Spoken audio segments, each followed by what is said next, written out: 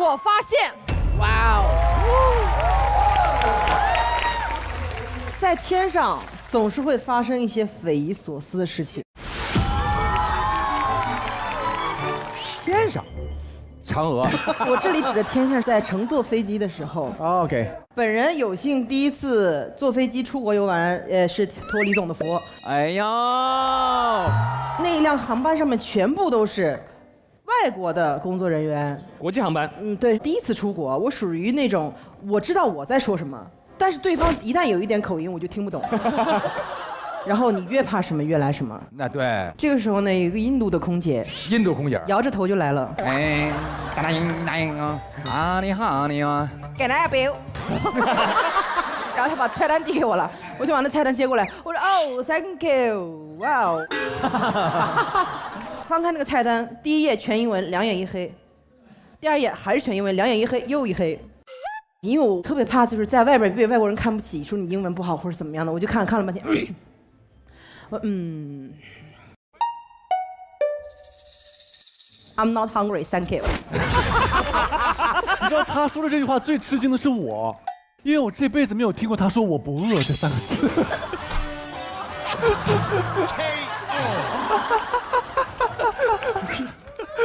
因为那飞机上一共有2餐，你第一餐你说你不饿，你昏过去了；你第二餐你要还不饿，那你太厉害了。然后最后一餐的时候，我实在不行了，整个人嘴唇发白，躺在那里装死，不行，我得吃。然后那个飞机上提供流食，然后直接给一个管儿，有点错。最后勇气，我闭上左眼，看到那个 beef， 哇哦，牛肉可吃 ，beef， noodle 好，牛肉面来一个。好吓人。上来松了口气，确实是一碗牛肉面。但是那种牛肉意大利面，他给了我一些那个刀叉，我实在是用不惯。然后呢，这个时候我就举手，我 hello， 摇着头又来了，给他要别。然后我说要个筷子，但我实在想不起来筷子怎么说。我说I want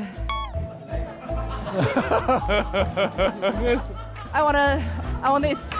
好，然后一口就 no smoking no smoking。No smoking, no smoking。飞机上不让抽烟。我说 no smoking no I know I want this I want this。来一条。Wait a minute。然后之后他去拿，我以为他听懂了，我以为他还给我一双筷子。啊，拿了个什么？然后给我拿了一把剪刀。哎，这个很像啊，剪刀差不多。剪刀是管制刀具，用完一定要还给他的。他就看着我，然后我就硬着头皮拿那个剪刀对着那个面条剪了2下。你要是那个面条长一点，拿叉子转还能送到嘴里。对啊，全剪短了，真的变流食了。我只能拿那个叉子当勺子用。我怕别人就是说对中国人有什么不好的印象，然后我下车的时候唱了一首韩文歌《乌里萨》。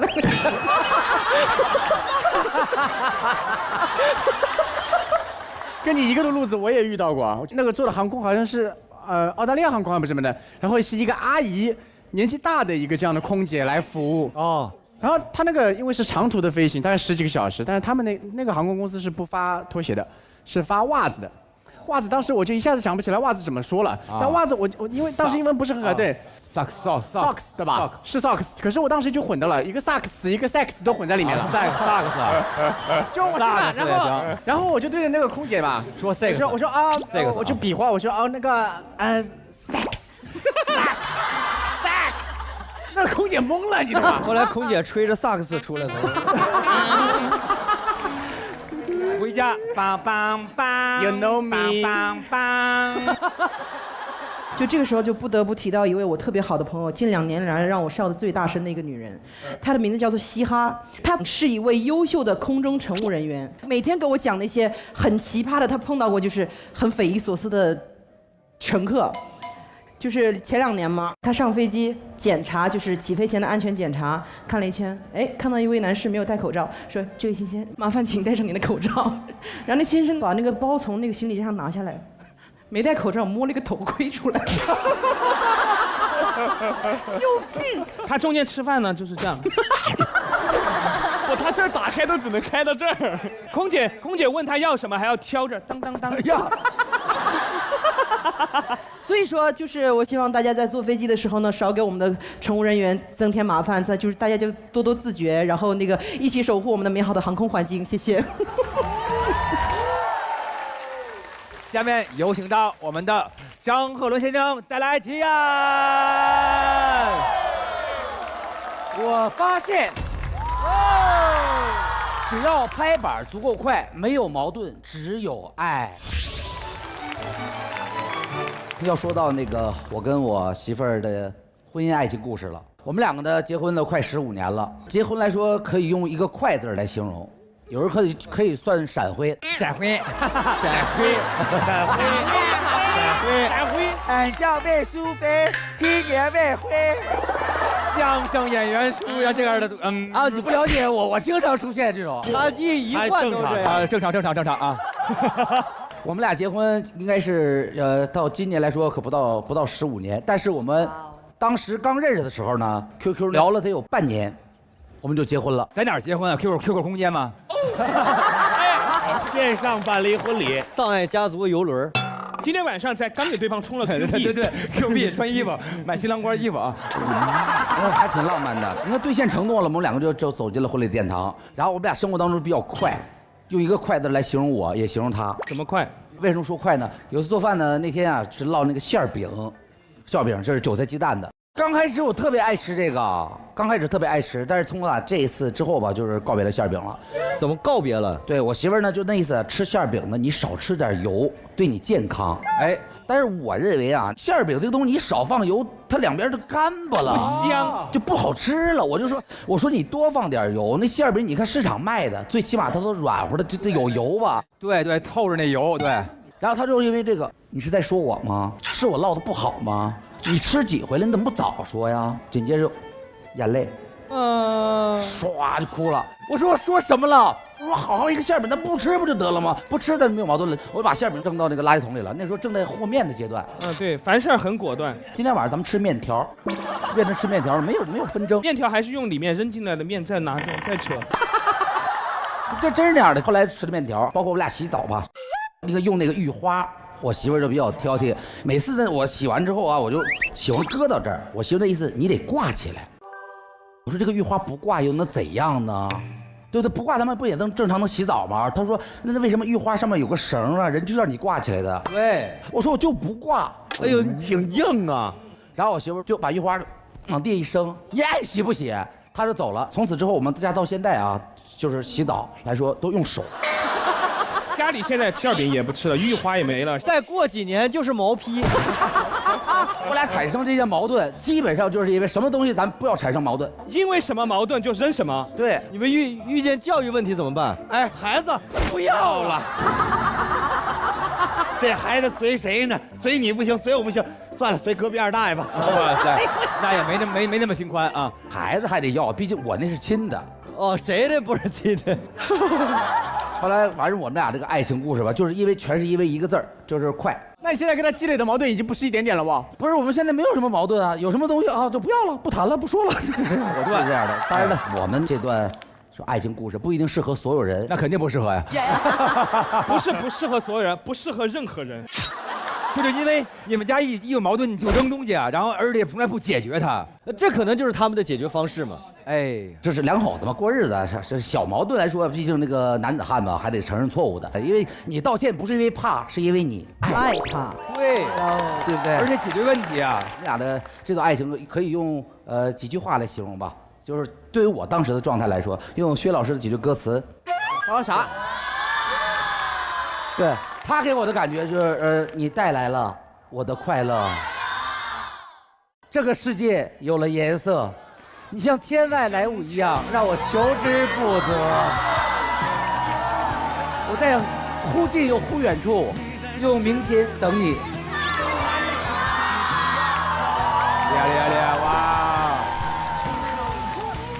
我以为你们家是薛老师那个歌词，你要我怎样？你要我我怎样啊？你让我怎样？你要怎样？我怎样？该配合你演出的时候，我已经出现。我们的距离到这儿，太过分了吧？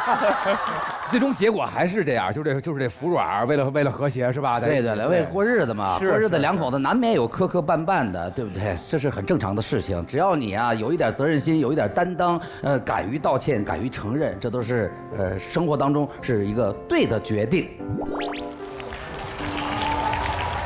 就有些事儿啊，确实是不能犹豫，必须得果断。但有些事儿呢，确实咱们还是要纠结纠结。我不知道大家有没有啊，买东西的时候有特别纠结的时候。其实我就是男生嘛，脸上容易出油，挑洗面奶的时候选去油厉害的，但是又怕脸皮给洗薄了；挑温和的呢，又怕洗不干净还长痘。直到我发现了芙丽芳丝新出的净澈控油洗面霜，氨基酸表活成分达到了88%，特别温和，还添加了微米火山泥，去油特别厉害，还防痘。我一看牌子大，成分好，不纠结了，直接买。好，太棒了，太棒了。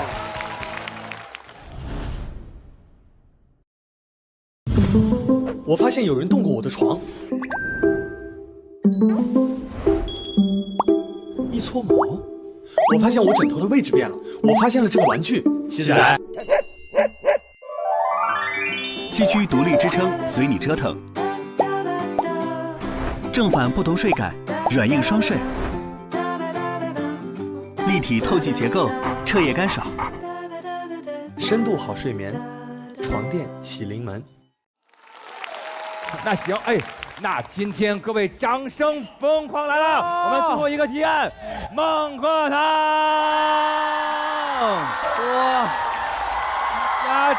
压轴提案。我发现地球人有一些人燃点很低。就比如说有一些人啊，你说着说着话，他就燃起来了，就嗨了，突然就嗨了，把你就带起来了。经常就是现场就有这么一个人，就是谁呀？就是他烧饼咋了？他燃点极其低，你承认吗？承认。到这点了，我不想跟他辩论了。我们在录自己的团综的时候，我们录了1、2、3季。第3季一开始的时候，节目组就出现了一个事情，突然间拿出一份合同，让烧饼签。这份合同是什么呢？禁止烧饼破坏道具啊！为什么呢？因为他在玩游戏的时候就很认真，就会上头，一上头燃点就起来了，就燃烧起来了，就是这种状态了，变身了。印象最深的。大磨盘啊，那种磨盘你知道吗？驴拉的那种磨盘啊，驴拉的磨盘。饼哥过来，哇，磨盘给周翻了。旁边的驴看着说：“真是真驴啊！”我。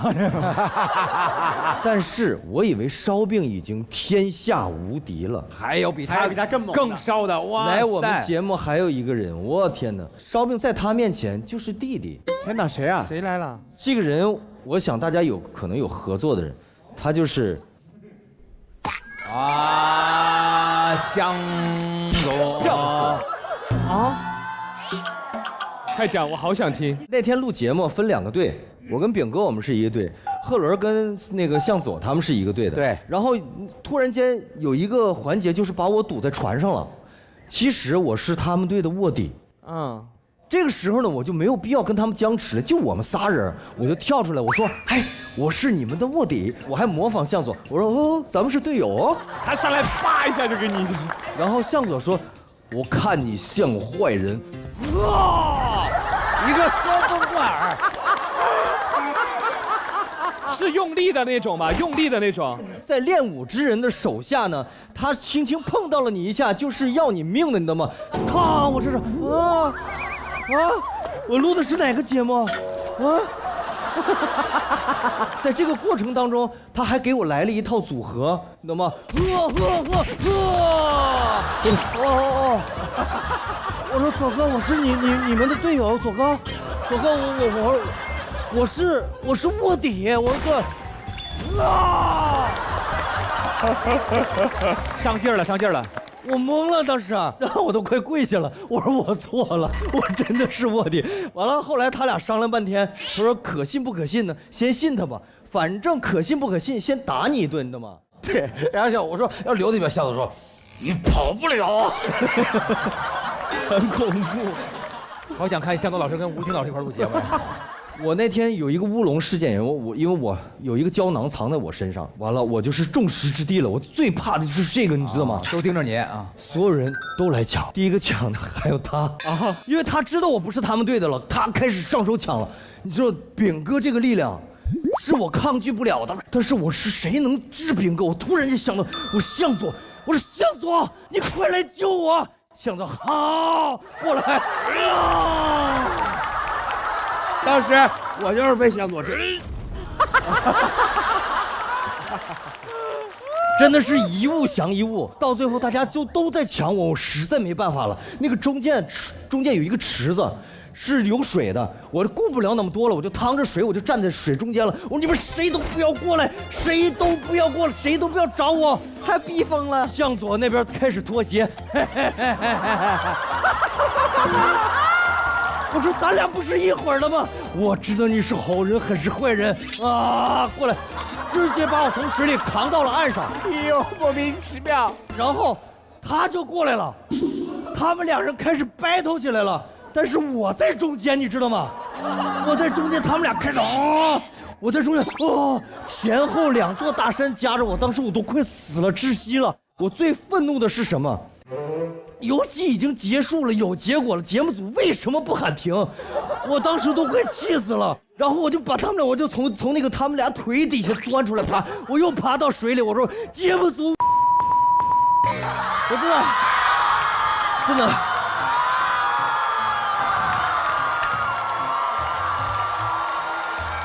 我不行了，我真的不行了。明白。耶，燃起来了，燃起来了。我可以有一个感言吗？你别感言了，赶紧躲起来吧。向佐这段他要听到了，来的路上了已经。就是因为跟向佐老师我们认识很长时间了，知道他是大概这么一个状态。我往回拉呀，瞧吧，往回拉了，让我拉一下，让我拉一下，就你拉他回来，希望能播出去啊！跟向太说，来。那我就不讲那个他拿鞭腿踢我的事了哈。你讲，来听，咋的？说了啥事儿啊？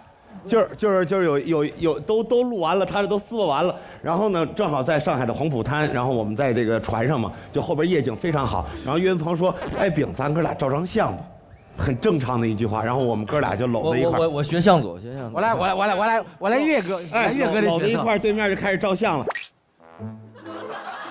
向佐变螃蟹了啊！然后那天我就戴了一个林德伯格的眼镜，还蛮贵的啊。然后我俩说：“哎，老师，来，受累，帮我们俩拍一张照片。”然后，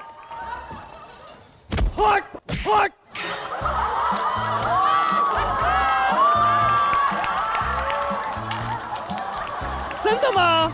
当时所有人全懵了。等一下，眼镜呢掉黄浦江了，然后就眼镜就这样了。然后就现场所有人都看我，完了，炳哥要爆发了。结果我压下来了。不是他爆发不了，根本干不过向佐。小比现在很后悔那天压下来了，是不是？没有，因为已经快结束了，而且马上要宣布我当副总，我不能惹事儿。你看，小比。你刚才这故事惹的事儿就不小，不要这样，这样圆不回来了。你坐下，你太燃了，你信我。他只是有些东西很突然。我有一次跟他录节目也是的，明白。我们在踢足球的时候，他好像是我队友，也不知道，我就忘记他是什么位置的。我踢足球，我跑得挺好的，我在踢球。突然间我就发现有一个人把我抱起来了，没有道理的，把我抱起来以后就往门里面摔，哇就丢进来，我也不知道发生什么了，我都怀疑是不是橄榄球，是不是我玩错了？对，就有那个感觉。我现在最想看的就是耀庆哥和向佐一起录节目，因为我们以前跟耀庆哥录节目，他也是属于那种疯的。因为耀庆哥他最擅长的一个招就是巴西柔术，你知道吧？哦。巴西柔术最厉害的就是用脚盘住你的脖子，锁你的喉。但是普通人勒一会儿，大概10几秒你就受不了了。但是巴西柔术你只需要快速的拍对方的身体或者拍地面，就知道你可能有点憋，就会这样松开。耀庆哥一般锁住我的时候，我拍地，他会再送我5秒。耀庆哥，那5秒，我看见了我的一生，真的。而且我记得那一次巴西柔术是真的找巴西人教我们，然后那个人说我们可以在他那儿试一下，然后就我们在巴西教练那儿试一下我们的劲儿有多大，让耀庆哥去试那个巴西教练，巴西教练勒到巴西教练拍了。巴西人拍了以后，耀庆哥送了他10秒。超级好笑。然后我第一次看到巴西人翻中国人那种白眼。我们当年一起录节目，那个节目还有薛之谦，我把这个故事讲给薛之谦，薛之谦说有那么难受吗？那天晚上杀青宴，我说薛之谦你试试，送了他8秒。真的，我看到我太奶了都。我也不知道为什么，我一块红烧肉还没到嘴里，哎，我跟你说，有好多这种就是爱运动跟这种有时候这个会武术的，他禁不住。我跟黄景瑜录像，每次一录竞技性的对抗的，都是感觉不是说好了你跟我玩玩，不是，他就感觉我玩玩你。就你感觉一直他是他的玩具，然后被他折叠在那儿，跟螺丝方块似的。他其实没有恶意，他就是跟你这玩，然后就变成他的玩具了，就是这么点事儿。其实把向佐老师请到节目里来了，就是让他玩玩我们，一起玩玩开心。其实啊，有些事儿燃点低，说明什么呢？说明这个人他有激情。这是要啥事儿呢？燃点都低呀，他指定是缺觉闹脾气。轮儿，咱俩比划一下。哟，到我了。哎，要想睡得香，来张喜临门床垫啊，咱往床上这么一躺，就这么一躺，哎，深度睡眠不缺觉，哎，敲锣打鼓闹不着，一觉醒来精神好，包袱准能个个妙。有了喜临门，美梦乐陶陶，喜气伴逍遥。好，我觉得这个得给我们孟鹤堂一个这个，这太燃了，谢谢，这得给您啊！哎呦，感谢，讲的特有激情啊，了不起啊！来，谢谢迪哥。鹤堂，保护好自己，接下来的日子，没啥事别去香港玩啊，最近。我觉得最后这一趴烧饼也帮了很多的忙，快给我帮烧饼拿一个，对，烧饼拿一个，来，那我带你送过去了。好了，带我，我脚实在不方便了。好嘞。哎，所以我当然希望我们这边能赢啊！今天这边德云社，然后每个都非常精彩，然后刀枪剑戟都讲出来了，好不好？哎，大家真的应该给那个德云社厂牌投票，尤其是给孟鹤堂投票。危险！我发现技多不压身，容易压到师傅。哦，嘿，怎么说呢？我师傅其实呢，大家伙都不陌生了啊。郭老师，他有3个比较严重的特点。严重的特点？他有很严重的语言洁癖啊，因为他是搞语言的，就是言简意赅，可以用这个字去形容。能用3个字的，绝对不用4个字。那完了，那他过来之后，我说那是上来就给我嘴巴子。那倒也不至于这样，因为跟你也不太熟啊，扇不着你啊。对，第2个稍微严重的一点的呢，就是很喜欢潮流，这太知道了。德云社的 GD 啊，德云社我师傅的缩写就是 GDG 啊，这个他呢也很喜欢用电子产品，买那 iPad 都是买最大的，这么大个啊？对，上飞机举着一个 iPad， 感觉小桌板被他拆下来了。98寸的 iPad， 让一让。好了，又一个包袱响了，好了。神经病啊！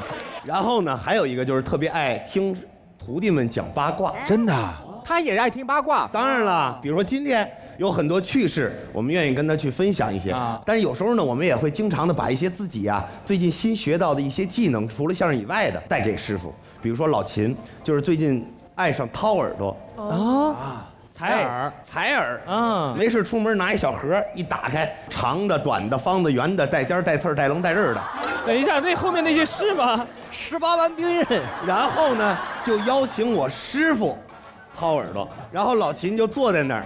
坐在那儿呢，让我师傅躺在他腿上。哇塞！啊，老秦就捧着我师傅的大脑瓜，全是智慧，然后跟那儿叭叭叭叭叭掏，掏完这边耳朵呢，该翻一面掏那边了。过来，他不翻，直接捅过去，哎，穿耳，那不叫掏耳，穿耳了好吗？老秦给我掏完，师傅掏完一边的时候，也是喊了好几声，我师傅没理他，掏楼了直接。师傅翻身啊！后来给我师傅发的微信，师傅该换另一边了。我师傅说不掏了，不掏了。他智力是有点缺陷的，他这给人掏着的时候，我亲眼看到一只蚊子落在他手上了。哎呦天哪！我刚要说，我说不要拍，啪！真的假的？听起来很离谱吧？这是真事儿。当时那个人是谁？那个人是谁呀？那个你们老问这个人是谁，这个人已经不在了。龙字科的龙了，牛逼啊！但是说实话呢，其实我也有一点这个小技能，就是我师傅，你看各位见过吧？那个头型，桃心儿啊，就是这个发型出门呢，我师娘不能天天跟着呀，就让我们这帮熟悉的徒弟呢，经常的帮他理理发。有一回呢，去这个澳洲演出的时候呢，就好几天没剃了，也都长长了。上边的拿卡尺叭叭叭一剃简单，下边其实对于男生来说更好操作，就拿那刮胡刀抹上泡沫，呲儿，那需要技术。但是赶巧啊，可能刚到国外有点时差，有点上火，脑袋上呢就起了点小包。啊！天哪！我就给他刮的时候，就是走，词儿，我出血了。但是我也眼疾手快，我就摁上了，我就拿这手接词儿。师傅说：“我教你在干嘛？”我拿 iPad 都看见了，这后边他晕过来了。我师傅也有感觉，他也疼嘛，确实稍微也有点感觉。喂！哇，那你手还得跟着他的头去，哎，到这，对，我就摁住了。我师傅说：“你把手给我撒开。”我说：“没事，一会儿就过去了。”然后我就撒开手，这血滋就出来了。哎呀，好吓人啊！然后我说：“没事，师傅，就是有点小包，有个小包，不是很大的血。”我说：“咱怎么着，撕点纸，哎，贴上一会儿就止血了。”然后接着刮这边，走，词儿又刮一下。哎呦喂！就是后来反正就词儿滑。顾老师变成花洒了啊！我就跟我师傅说，要不然还是来一张整纸吧，全给他包上啊！你要表达的是师傅金钟罩铁布衫，我感觉是。我们要表达的就是什么呢？技多不压身，但是有可能会压到师傅。就是说，可能在自己的专业领域上会一些别的东西，可能是你一种社交的通路。哎，那个刚才我们听见就感觉，其实那个郭老师对咱们徒弟们就关系特别好哈，也有不好，也有吧？听听哪儿不好？听听哪儿不好？比方说，我那个老得罪师傅，因为我那个都管我叫德云坟王哦。德云坟王就是老做那个作死的事儿啊，在德云社经常这样干。比方说那个就在台上啊，拿我师傅砸挂的，就是拿师傅开玩笑一样，说我师傅什么个矮呀，啊什么跳起来抽我膝盖呀，给师傅编什么顺口溜，有刚粗没刚高，除了屁股全是腰。那时候我老编一个歌，这个有一个人能听过这歌，就是编了几句啊，给大家来两句啊，就妹妹若是来看我，不要来到德云社。德云社里的流氓多，流氓头子他姓郭。原来是你写的。是我编的，师傅这段应该听不见，他应该这一段师傅会拿着 iPad 好好的看。师傅拿大 iPad 啊，张小伦一直反复的看，说这一段。然后还跟着合唱呢，他姓郭。就是说白了吧，我们日常啊学这些小把戏图个乐，但是师傅教我们的可不是这样。我师傅说，最多的就是冬练3九，夏练3伏，相声学艺的路没有捷径可走，好手艺得经得过千锤百炼。俗话说得好，慢工才能出细活，